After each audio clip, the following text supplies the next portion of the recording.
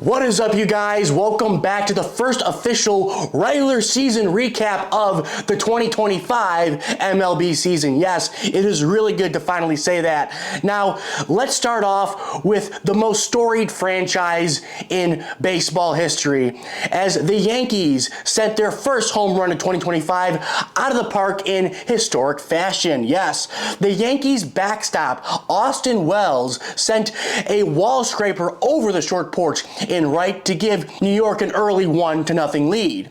Now, with this blast, Wells became the first catcher to hit a leadoff home run on opening day in the sport's history. Yes, an inning later, Anthony Volpe, he hit a solo job of his own. It was 2-0 Yankees after 2 full.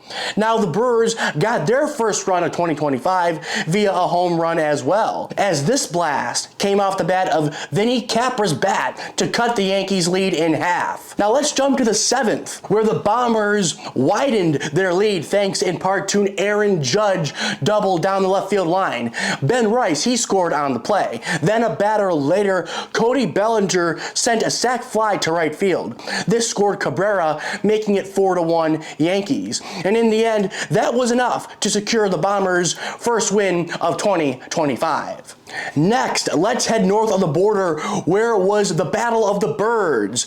Now, it was the intruders, the Baltimore Orioles, who took control of the Blue Jays' nest, as the 2025 AL MVP hopeful, Adley Rutschman, crushed a ball over Baltimore's bullpen to give his squad an early 1-0 lead. Let's jump to the 3rd, where Tyler O'Neill added to the O's 2-0 lead by sending a 3-run jack the opposite way. This long ball extended O'Neill's opening day home run streak to 6 straight opening days, as he is homered on the first day of the season with 3 different teams dating back to 2021. Then in the 4th, Mullins sent his first long ball out of the park to make it a 6-0 Orioles advantage. However, the Blue Jays got off the snide and responded a half inning later via this Andres Jimenez bomb to right field. But the Orioles offense put to rest any thoughts of a comeback for the Blue Jays faithful, as they went off for 3 home runs. First, Cedric Mullins sent his 2nd home run of the day, a 3-run bomb out to right field in the 7th. Then, an inning later, Adley Rutschman and Jordan Westburg went back-to-back off Rodriguez to make it a dozen runs for Baltimore, securing a 12-2 victory. Now let's head down to Texas and check in on the Mets and the Astros. Well, it was a home team who broke through first via a productive out by Jake Myers, who grounded into a force out at second base. Pena scored on the play, making it 1-0 Stros. An inning later, the Astros added 2 more runs to their lead via a Yonder Diaz single to center and a force out. This time, it came off the bat of Jeremy Pena. Christian Walker scored on that play to make it a 3-0 Houston advantage. Now, eventually, the Mets did get their first run of 2025 in the top of the 9th after Francisco Lindor hit a sac fly to center. Unfortunately, this was a moot point, as the Astros prevailed 3-1 over Mendoza's Mets. Now, let's end it out west in Southern California, where the gritty Detroit Tigers took on the world champs Los Angeles Dodgers.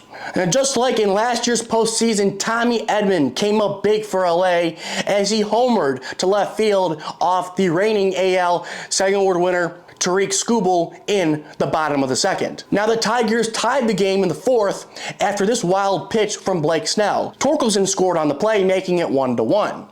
Then, an inning later, newly acquired Manuel Margot hit a sac fly to Edman in center. Torres scored, making it 2-1 Tigers. Now, despite the AL Cy Young Award winner Tariq Skubal dealing, this slim 2-1 lead did not last long, as Teoscar Hernandez took this 99-mile-an-hour middle fastball over the center field wall for a 3-run shot, giving LA a 4-2 lead. Now let's jump to the 7th, where both teams turned up the power. First, Spencer Torkelson, an absolute moonshot to left field to get the Tigers within 1 run. However, in the bottom half, Shohei Ohtani said, "Whatever you can do, Torque, damn it, I can do better.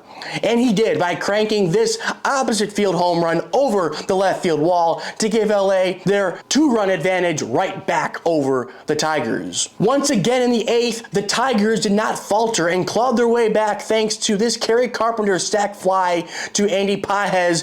McKenzie scored on the play, but it wasn't enough. Unfortunately, this time around, the gritty Tigers did not have the magic to prevail over the world champion Dodgers as they fell 5-4 in Southern California. So with that being said, that's all I got. Please like, please comment, subscribe, guys.